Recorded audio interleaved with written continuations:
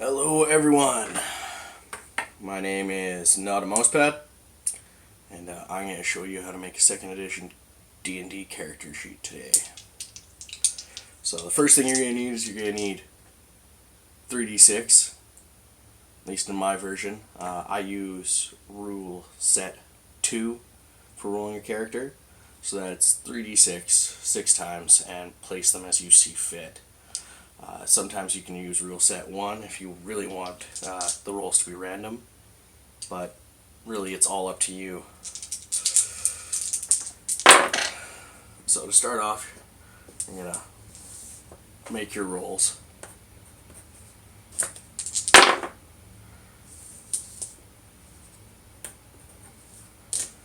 I'm actually going to be making this character for a campaign that I'll be playing in a couple days here. He's going to be an NPC that will be found in a dungeon which you will be able to watch me create, as that will be posted as well. Little how-to.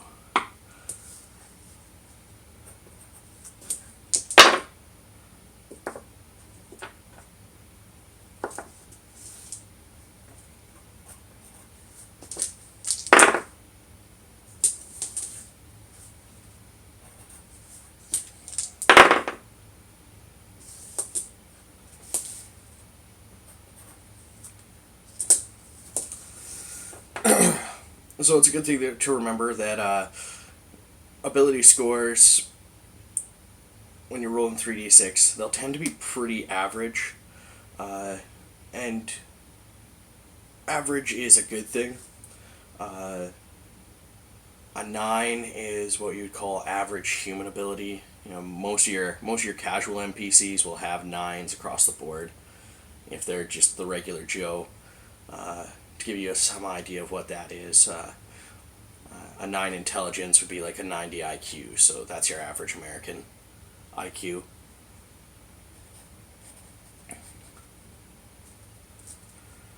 We're going to call this guy Felipe.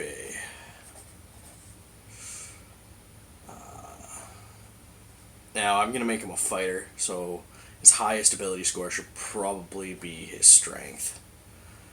The next two should be his constitution and dexterity, just to give him a little bit of a bonus. None of my attributes are actually really that high, so I don't expect to be getting any bonuses really. And we're going to give him a 9 wisdom and a couple 10s here in charisma and intelligence. Now, if you've never made a character before, it's actually pretty simple. There's not that much die rolling involved. It's more tables that you'll get from your player's handbook. These are new ones that are just recently reprinted by Wizards of the Coast. Really, really nice.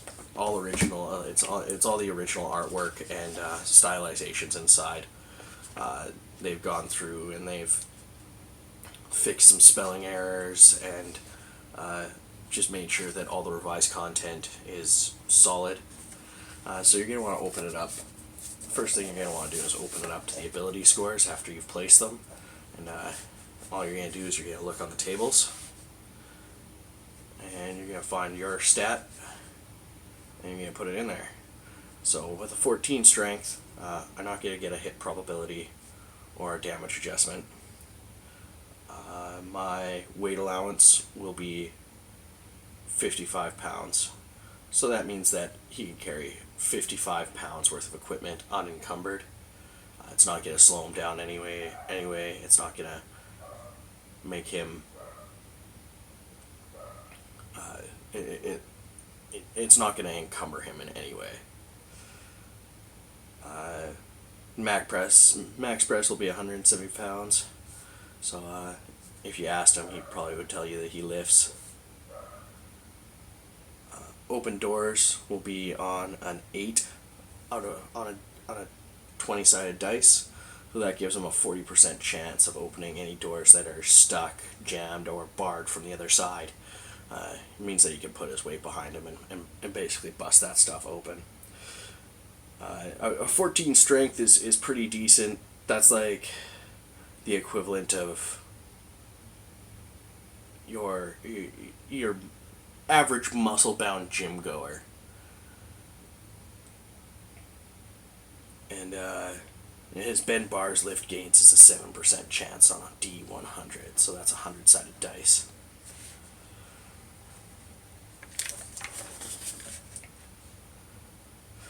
So now we're going to flip the page over, and the dexterity table is on the other side there. We got a 13 dexterity, so really that's going to give us no real bonuses. But a 13 dexterity would make it so he would be able to juggle pretty easily. Probably be able to do it with knives, and maybe only cut himself like 1 in 20 times, which is not bad at all. 13 Constitution. He's not going to get sick very much, and his body can take a beating. His system shock is an 88%, so that's pretty good. That basically means that if he got into a major car crash, there would only be a 12% chance that he'd go into shock and die. Now, if you compare that to a 9, which would be an average human, he would sorry, that's an 85% chance. So 15% chance that he'll go into shock and die if no one tended to him. Your average human would have a 35% chance, being that their system shock is only 65. So as you can see, that higher constitution gives him a lot better of a chance to survive stuff like that. And his resurrection survival will be 90%. 90% meaning that in a magical world, you can be brought back to life. But the thing is being brought back to life has a huge effect on the cardiovascular system, your brain, and as well as every other major organ or even blood vessel in your body. So that gives him it's only a 10% chance that if he's brought back, his body isn't going to be able to take it and he'll die again instantly. Now, Felipe is pretty... He's intelligent. Not very much smarter than the average guy. We might have the odd epiphany or the odd... Yeah, he might have the odd epiphany, but nothing too special. It's going to give him 2 added proficiencies, but since he's a fighter, we don't really have to worry about the spells. Intelligence also affects how what level of spell you can cast if you're playing a magic user, and it's your chance to be able to successfully copy spells into your spell book, or be able to memorize them at all. It also affects your max number of spells that your character can actively memorize at any given time. I'll probably do another video where I build a magic user for you, and I'll go into more depth. I love these character sheets. They're good. They're 6-page character sheets, and they pretty much go through anything that you're going to put onto a character sheet. As a fighter, we won't be using too much of them, but as you can see, they are very comprehensive, going even so far as to fill out your entire family, including your wife, your father, your children, if you have any. And there's a large page for notes at the end. We will definitely be using that later on. Wisdom. He's got average wisdom, so that basically means that he learns from his mistakes, but sometimes he'll make them 2 or 3 times before he'll actually get it. And as far as charisma goes, out of 10, He's not a social butterfly, but he's not an introvert either. He probably has a close group of friends, and he's more than capable of leading people for short periods of time. Though he's no Martin Luther King or JFK, that's for sure. Alright, so now that you've filled out the center set of stats, you're going to continue over where he's going to be human, so we won't really have to worry about doing any racial abilities, which is alright. And I'll definitely be making a video talking about making non-human characters. Now, we're gonna... The wonderful thing about Dungeons & Dragons is that it is up to your DM how you go about rolling things. Some DMs will just tell you to make your height and weight. Others will tell you to roll it. Because unfortunately, in the real world, we aren't really given a choice on how tall we're going to end up being or what color our hair is. However, in D&D, it is your character, and generally, I find most DMs are pretty willy-nilly about what your character looks like and the aesthetics of it. I prefer to get people to roll height and weight. I find that way it gives them an idea that their character is a little bit different than they are, and it helps them role play. So under PC races in your player's handbook, there are average height and weight tables that you can roll on. There are also age tables as well.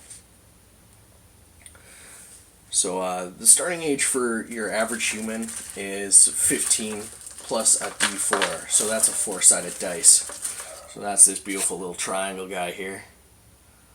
Lots of fun. So let's see how old Felipe is. Excellent. So that puts him at 18 years old. I rolled a 3 on that. And he's going to end up being level 3 because he's one of my NPCs. 3rd level fighter. So for each level for an NPC, I like to add about 2 years onto his lifespan. So we're going to say that he's 22. So he's pretty skilled. He's been around the bush a while. He's also a bandit right now. I'm playing in a campaign, or I'm DMing a campaign right now in a place called Dorican. Some of you might recognize that from the Gazetteers, old D&D manuals. Right now, there's a little bit of an uprising going on in the northern part of Dorican, and unfortunately for Felipe here, his farmhouse and farmstead, as well as all his crops, were burned to the ground, and he's had to turn to banditry. Being that he had some military experience in the past, he is now the leader of the bandits. My PCs are actually going to be trying to recruit Felipe into the rebel faction. The rebels are rebelling against the merchant lords, who are oppressing the population, and they're trying to rise up and separate from Dorican and recreate the Kingdom of Dorican rather than the plutocratic Republic of Dorican. So his race is human, so we're going to mark that up here. And his alignment is chaotic good.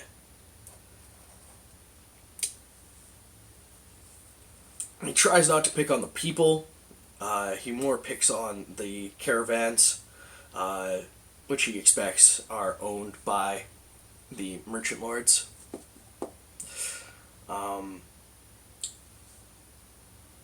Doesn't really give back to the population, but he makes sure that his men are taken care of.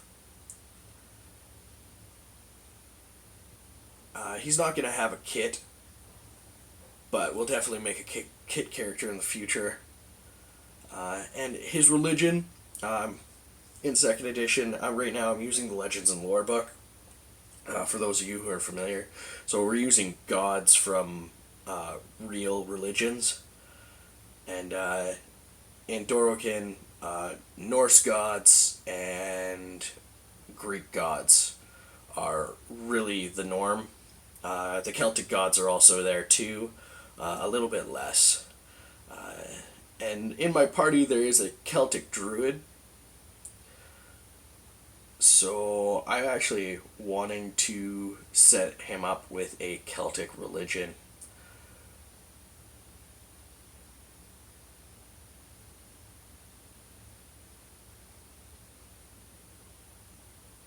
So we'll fill that in a bit. His place of origin is a town called Rennydale. It's his hometown. And that's actually where the PCs are right now. Alright. So as a fighter, his non-proficiency penalty is a -2. He's not going to get any damage modifiers at the moment, so we don't need to worry about that. And he's not really going to have any AC modifiers either.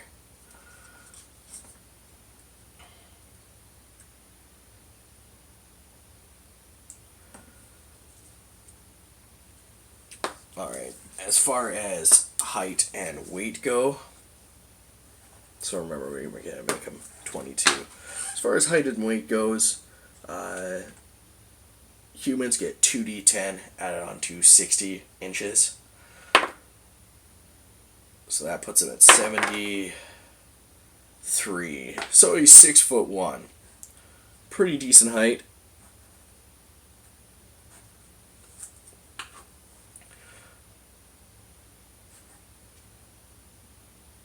So he's tall and he's muscular. He's got rugged good looks. You can always tell the looks of your character if you take your Constitution and Charisma, add them together and divide them by 2, and round down. So that would put him at 11, which is prettier than the average guy. He won't have pock marks, no real facial scars.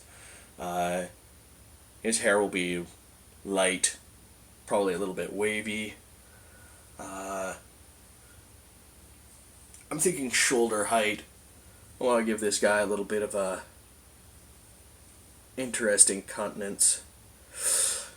Alright, so your base weight in pounds for a human male is 140, and then we're going to add 6 of these d10s. So that's 3, 7,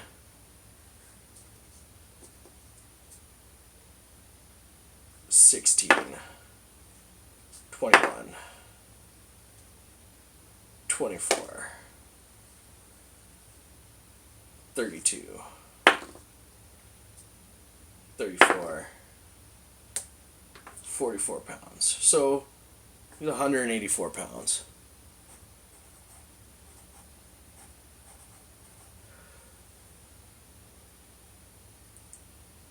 So at 184 pounds, 6'1", with a strength of 14, this guy is jacked.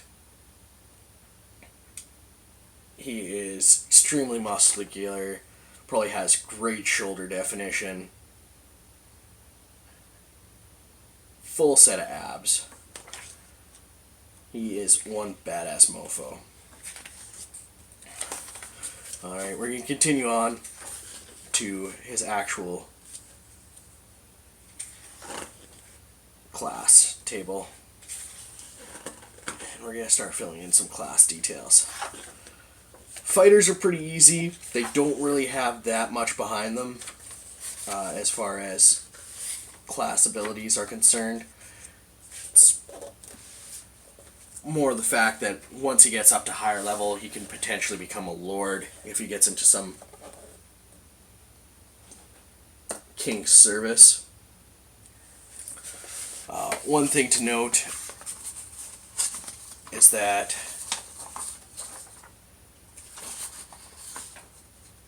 his experience as a third level character will be somewhere in the range of 4,000 to 8,000.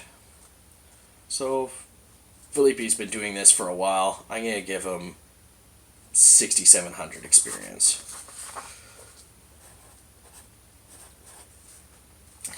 And the XPs he needs is 8,000 and 8,000 experience.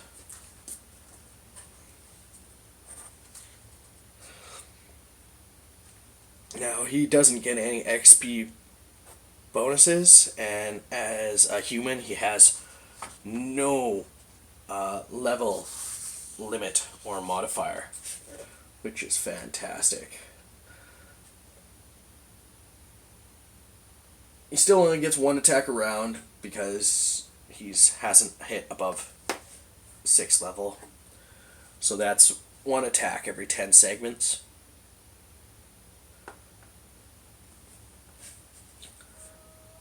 A segment is the equivalent of 1 second, and a round is the equivalent of 10 seconds. And there's 6 rounds in an action, which is 1 minute, and 10 actions to a turn. So that's 10 minutes.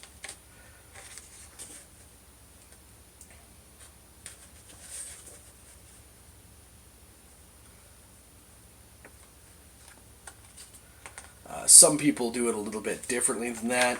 Some will say a segment is 6 seconds, and there's 10 segments to a round. So a round is 1 minute. So in that case, fights can go on for a very long time, 10 to 15 minutes. But in actuality, in a physical melee, things happen very, very quickly. And that's why I prefer to do the 1 second segments. Because it doesn't take more than 10 seconds to jab a sword into someone's chest. As a fighter, he gets a D10 for hit points. He gets 3 of them because he's 3rd level.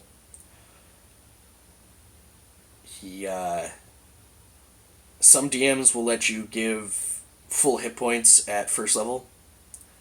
I don't do that. You have to roll for every level. And there is a section on these sheets that has hit points by level so that you can mark it down. Certain things can happen to your characters during the course of play that will actually drain them of their previous experiences. One of which would be being touched by a ghost will basically alleviate you of experiences that you've had in the past, which causes you to lose physical levels, lose mental levels as well, which will literally set you back. It's a good thing to remember that hit points, 27, pretty decent. It's a good thing to remember that hit points is it's not your physical welfare. It's really a level of skill that your character has developed over time to preventing himself from receiving grave injury. A first level fighter is not that skilled, so a good hit with a short sword, which is a d6 damage, will do more than half his hit points. You'll find that as a 3rd level fighter, Felipe probably has several deep chest scars, maybe a few on his legs, probably 1 or 2 on his arms from his past experiences.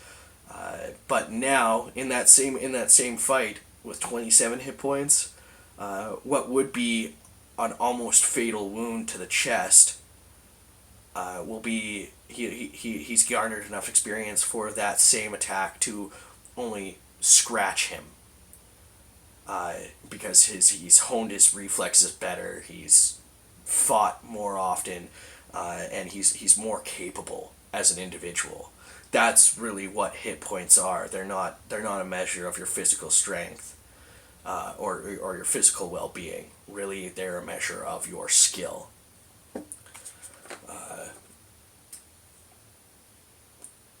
A battle axe does a D10 worth of damage. So a full-fledged strike where the individual hits you and rolls a 10 on a 10-sided dice will kill any first-level character. Unless he is a very, very fortuitous fighter. However, Felipe would still be taking probably some grievous wounds, but nothing as debilitating as being cleaved from collarbone to sternum, which is what would happen to a first level character who is unfamiliar with that kind of attack. So it's a good thing to remember as a DM that when you're describing attacks on higher level characters, that really they're only getting nicks and cuts. Where in comparison, a thief, a first level thief, when it gets stabbed by a short sword, is literally getting stabbed by a short sword. Probably in the chest, stomach, or even worse, in the leg. Major arteries there. Very, very dangerous.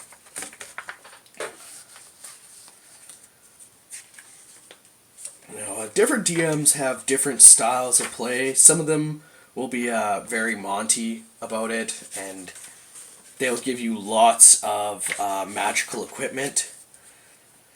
Magical equipment...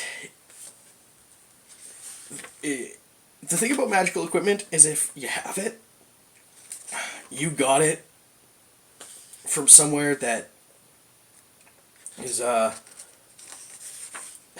you got it from someone who got it from somebody else. It's not something that just comes to, it takes a very high-level wizard to create magical items, and since it takes a very high-level wizard to create magical items, they tend to be very, very valuable. And you should remember that even the lowliest +1 dagger still took about 1,000 gold pieces to make. That 1,000 gold pieces was probably not physical gold pieces, but whoever created it traveled, maybe got some magical creatures, a component from a magical creature like a cockatrice feather, something like that, or literally braved severe physical harm to gain that magical weapon. So really, they shouldn't be that common, because it's not the everyman that tries to go out and make these kind of things. And on top of that, a high level wizard, like I tacked on 2 years for each of Felipe's levels. For a high level wizard, you should be tacking on about 10 years a level. Because really, unless you're Elminster, it's taken you a long time to get where you are, and even Elminster's taken a long time for him to get where he is. It's something to remember that magic doesn't come too often. So when we're equipping this character, we're not really give him that much that's really special. He's just very skilled. Like he had 10 hit points at first level. He had 20 at second level. He has 27 now at third level. That's pretty decent. He's a pretty skilled individual. He's developed well over his time.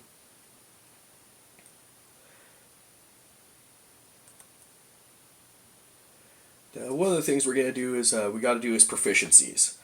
So he, as a fighter, he automatically gets 4 weapon proficiencies. As a third level fighter, he also gets another one. Now, he'll automatically gain his language as a proficiency. So he'll have the Dorokin's native tongue, which is actually common in this world. It's the trade language, seeing as Dorokin is the merchant republic of the world. They trade with everybody. And so it's kind of become nature over the last 400 years in this world that everyone who trades speaks the common tongue of Dorokin. So it's a good tongue to know. He'll also get 3 non-weapon proficiency slots, as well as 2 extra from his intelligence. That was the 2 additional proficiencies. Now those can be spent on languages, or they could be spent on any other proficiency. He only has 1 slot in Dorokin, so it's only a spoken language right now. He'd have to pay an extra slot to make it a written language. And then if you wanted to pay an extra slot on top of that, he would be able to read older dialects of it as well. You'd be able to make checks to read older dialects. So that gives him a total of 3 plus 2, so that's 5, and then an extra one because he's 3rd level. So that'll give him 6 non-weapon proficiencies. So we're gonna start off with the weapon proficiencies. Being a fighter, one of the bonuses of being a fighter is that he can actually specialize in a weapon. That's a really cool thing, because that means that he's trained with that weapon and he is really, really good with it. And you'll definitely be dropping this extra point into it.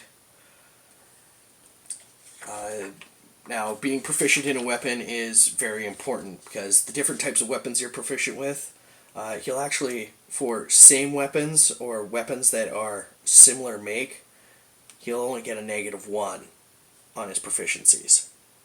Or, sorry, on his attack rolls with weapons that are similar to ones that he's proficient with. Where if the weapon is completely different than what he's used to using, he only gets a negative. He gets a -2.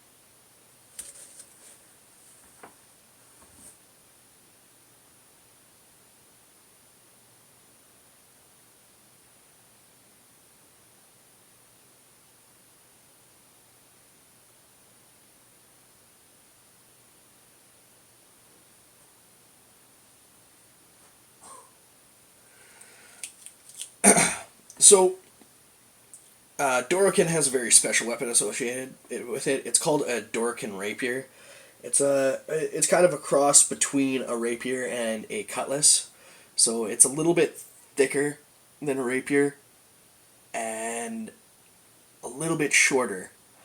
And it has a very, very sharp, thin blade.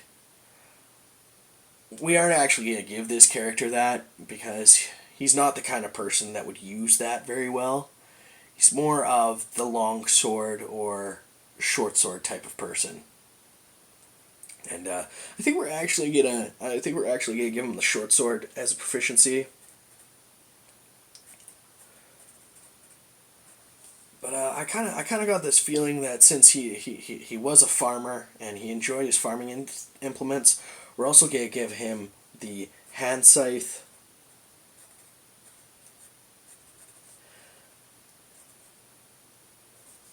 And hatchet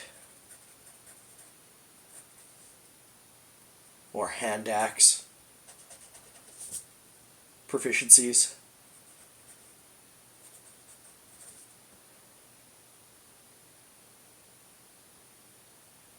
I'm thinking a short bow proficiency. And I think we're going to specialize for fun in the hand axe, because that seems like a kind of cool weapon.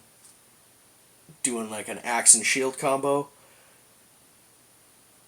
and then since he was in the army, he became proficient with the short sword. Because they do a Romanesque style of fighting, though they are very lightly armored in Dorokin. They're like quick troops that can run around very, very quickly, maneuver very well.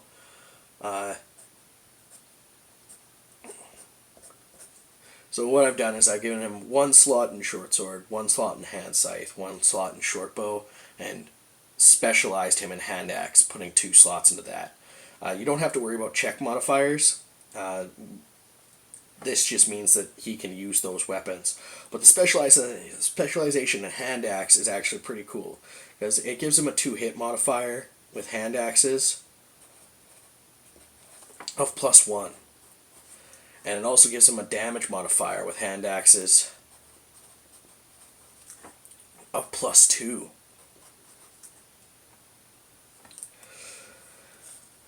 Now, as far as non-weapon proficiencies go,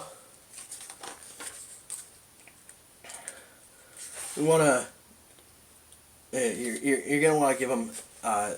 There's several types of proficiencies available, right? But since he's a warrior, he can take anything from the warrior or general side of your page for its regular cost. But anything from the rogue, priest, or wizard, he's going to have to pay double slots for. So, warrior proficiencies, he gets stuff like blind fighting, charioteering, endurance, gaming, hunting, mountaineering, running, tracking, survival. And they give him huge bonuses to doing stuff related to that or that actual task. General is stuff that pretty much anybody can know. Animal handling, animal training, blacksmithing, carpentry, fishing, heraldry, riding, rope, singing, stonemasonry, swimming, weaving. Right? These are things that he just is capable of doing. He knows. Renny Deala is located near some streams and rivers, so we're going to give him a swimming proficiency. And we're just gonna give him 1 rank in that, so he's just gonna take 1 slot in that, and then swimming is pretty basic, so his check is gonna be 0. So that means that since swimming is a strength-related skill, and we have a strength of 14, you have to roll 14 or less on a 20-sided dice to make a successful swim check. Now, swim checks aren't going to be made just anywhere. Like if you're swimming in a cold pond, you're not going to have to make a swim check. But if you're trying to ford a running river and you you slip and you're encumbered, you're going to have to make a bunch of swim checks to try and get to the other side and not drown. So it's always good to have swimming as a backup. It's a pretty important skill, really. Now, he's also a very capable individual when it comes to surviving on his own in the wilderness. He is a bandit, and he was in the army. So we're gonna give him survival, wilderness,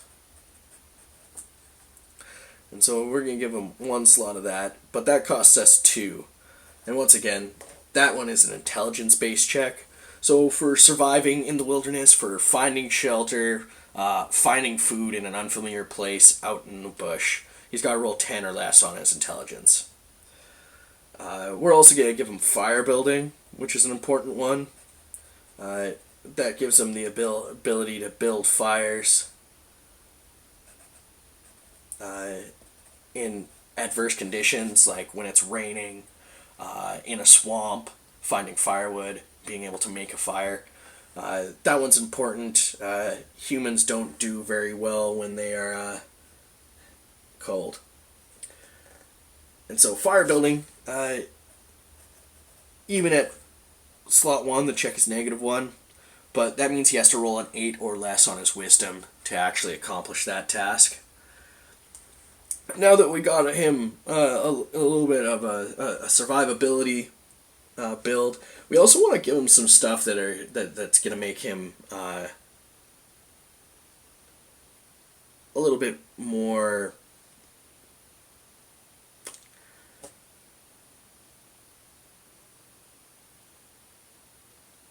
of a fighter. We want to make it so he knows what he's doing. So the reason why he's going to be proficient in the short bow is because he's going to be a hunter, right? Hunting's cool. He can find his own food.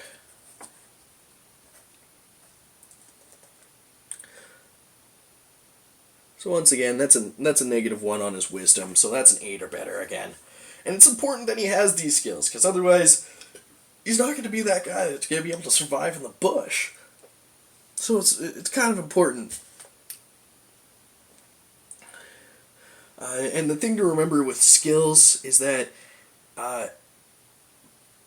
pretty much you're going to be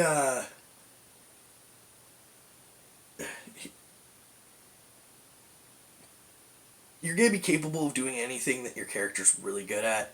Like for anything that's required a strength check, this character has a 35% chance of doing it without the skill, because his strength is 14 and you're rolling under half the check.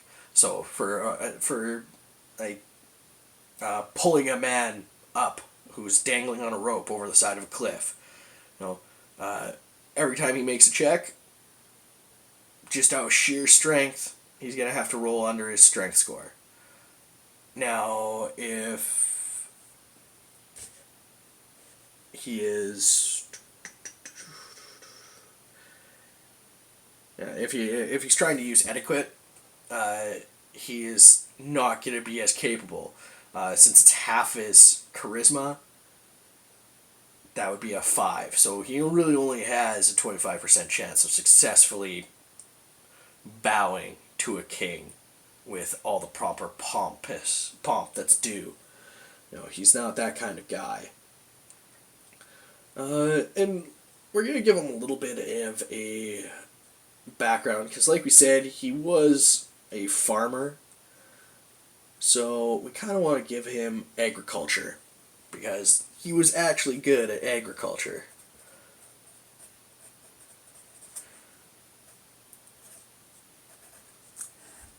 So as you can see, as a 3rd level character, he's pretty fairly skilled.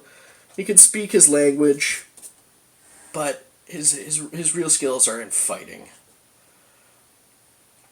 Now, he's gonna have a hand axe. He's gonna have a hand scythe. He doesn't have a short sword right now. He hasn't been in the military for a while. But he does have his short bow.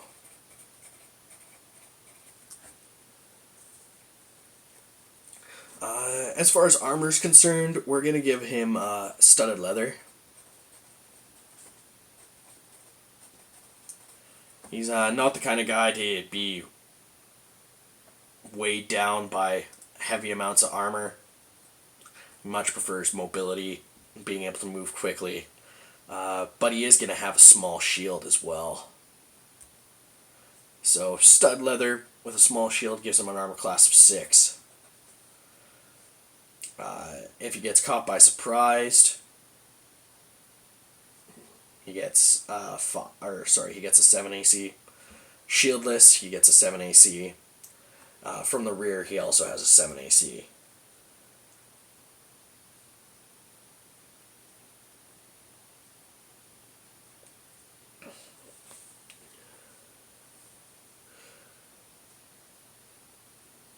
We don't really need to worry about any of this. These are optional game rules, and I don't actually use them. If your DM uses vision checks, hearing checks, or optional dexterity checks, then make sure that you fill that in. Under optional dexterity checks, that's half your dexterity rounded down, so that would be a 6 for this character. So that's 6 on a d20 that he's going to make any untrained dexterity check. Now, With a hand axe, since he's specialized, he actually gets 2 attacks every 3 rounds, which is huge. That's so on the first round he gets 1 attack. On the second round he gets another attack, but on the third round he gets 2 attacks. So every 30 segments he gets 4 attacks. Type is slashing damage. The speed is 6, I believe, but we're going to go into the equipment and make sure that I'm right on that one.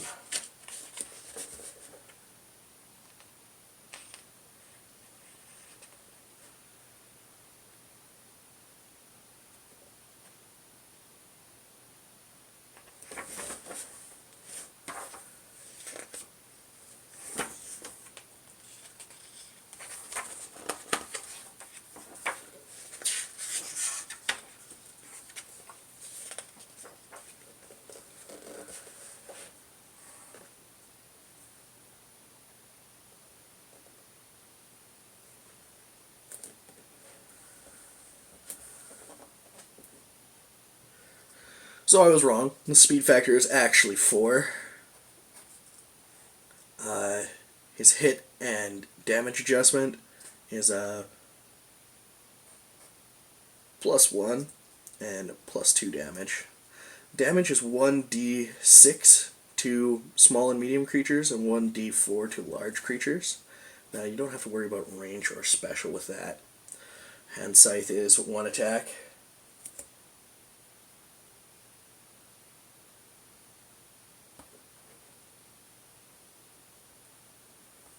Hand Scythe is also known as a sickle. Just for those of you who want to call me out on that. So, it's a small sized weapon.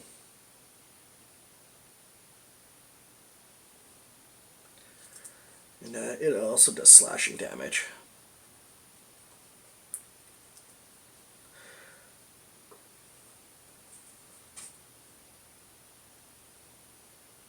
Speed is 4.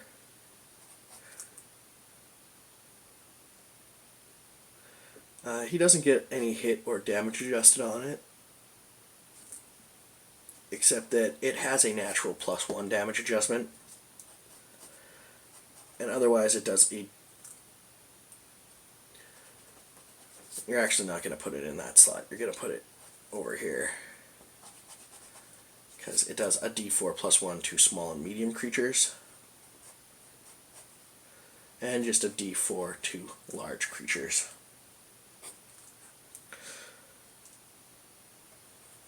Now, bows are special weapons. They get 2 attacks a round. Pretty much period. And they don't actually get... You don't actually get better with them.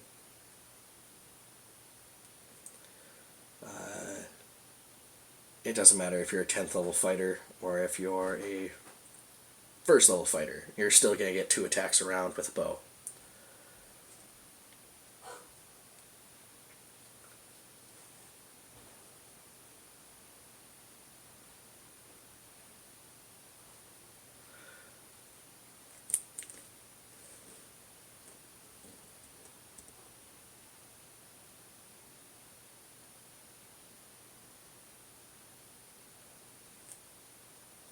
So it's a medium-sized weapon with a speed factor of 7. We're going to say it does piercing damage because he's going to have target arrows. He doesn't get any 2-hit or damage adjustments on that, and it's going to do a d6 damage either way. The range on a regular short bow is 50, 100, and 150 yards, respectively. So from 1 to 50 yards, or sorry, from 50 to 100 yards, you're going to be shooting with no range penalty. From 100 to 150 yards, you're going to get a -2 penalty. And from 150 and further, you're going to have a -4 penalty on your attacks. And He's going to have 20 T arrows.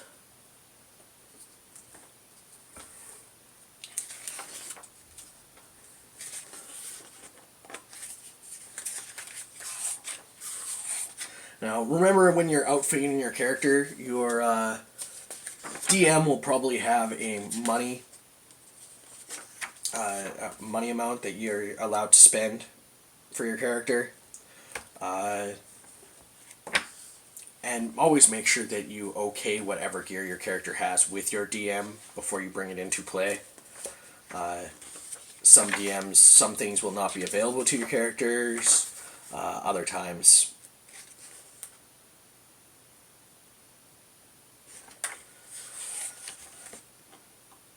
your characters will just not want you, or your DM will just not want you to have that weapon, which is all right. It's his world, and you are residing within it, so you have to make sure that he's okay with whatever you got. Now we're gonna do saving throws. You can find those on page 134 of your manual. I don't actually have any modifiers because I'm human, and so our as a third level fighter, we get a 13 paralyzation, poison, and death magic. So to give you an idea, that's you got to roll 13 or better on a 20-sided dice to not succumb to the effects of any poison or paralytic, or if someone uses a spell specifically designed to kill you, that's kill you instantly, not physical damage. Then you're gonna have to make a save to not die or succumb to those effects. Rod, Staff, and Wand is for those magical effects that come from built or designed items. Petrification or polymorph is preventing yourself from being turned into another material or another creature entirely. And we get a 14 on that one. Breath weapons are just what they sound like. Anything that attacks you with a weapon, a physical weapon design that's part of its natural anatomy, you're going to be making a save against that. The one that's most commonly referred to is dragon breath. And yeah, that's pretty nasty, so you want to make sure that you aren't in the situation that you're getting breathed on by something like that.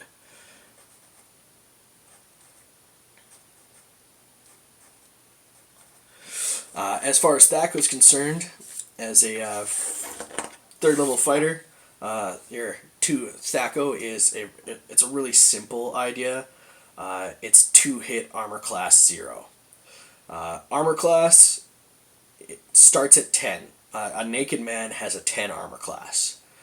It gets modified from what you're wearing, whether or not you have a shield, magical effects, as well as your dexterity, if it's high enough or low enough. So, but your average naked dude has an armor class of 10. A dude in full plate with a large shield will have an armor class of 0. Plus, you can have magical modifiers on that to the point where there are negative armor classes. But your Thaco is your character's ability to hit armor class 0. And so what that means is, for a third level fighter, he can hit armor class 0 on an 18 with any regular weapon that he is proficient with. So with the hand scythe, we'd be able to hit that armor class 0 on an 18. With our hand axe, we'd actually be able to hit it on a 17 because we're specialized. But with the hand scythe or the short bow, we're hitting it on an 18. With a short sword, we're hitting it on 18. With a longsword, we'd be hitting it on a 20. On a 20-sided dice.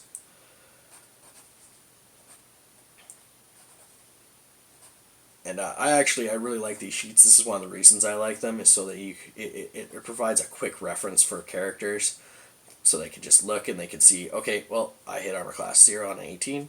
I hit armor class 5 on a 13. I hit armor class 7 on an 11. Makes it really easy to just look and have an idea of what you're doing.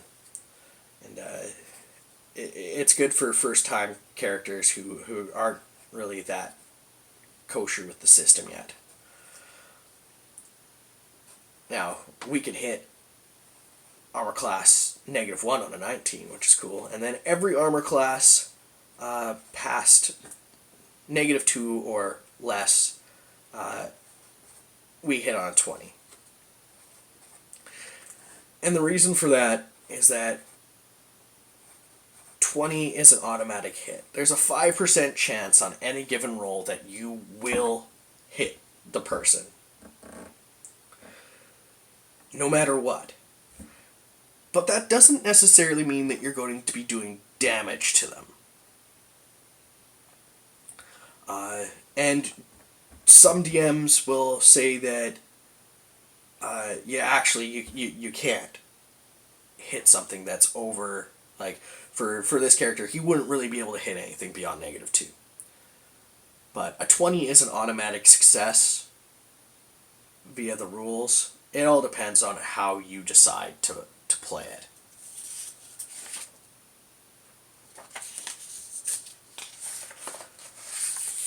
Now, as far as the rest of your character sheet is concerned, you can go about and you can fill in your hair and your eyes and your skin.